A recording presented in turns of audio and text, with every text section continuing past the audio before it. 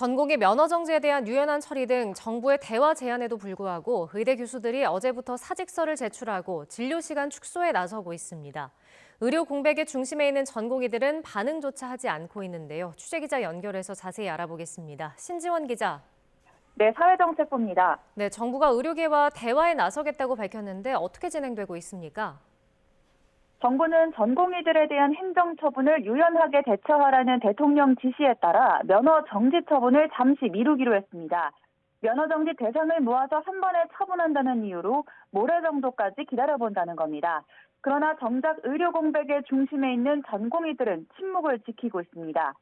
교수단체도 정부와 제대로 소통이 되지 않고 있다는 입장입니다.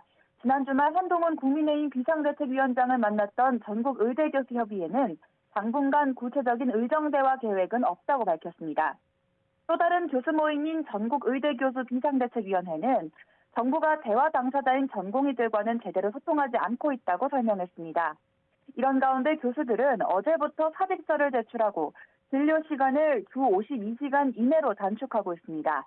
서울 아산병원 등 울산대 의대 수련병원 소속 교수 430여 명이 일제히 사직서를 제출했고 서울대 의대 교수들도 자체 설문에서 최소 450명 이상 사직서 제출 의사를 밝히는 등 앞으로 동참하는 교수들이 늘어날 전망입니다.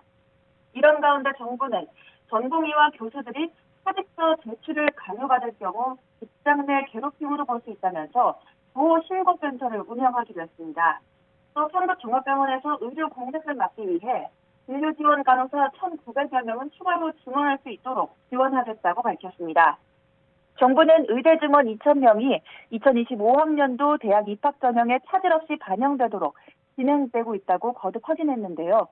의대 증원 자체를 백지화하라는 전공의들의 요구와는 여전히 견해차가 커서 정부와 전공의들의 대화가 실제 이루어지기까지는 넘어야 할 산이 많습니다. 지금까지 사회정책부에서 전해드렸습니다.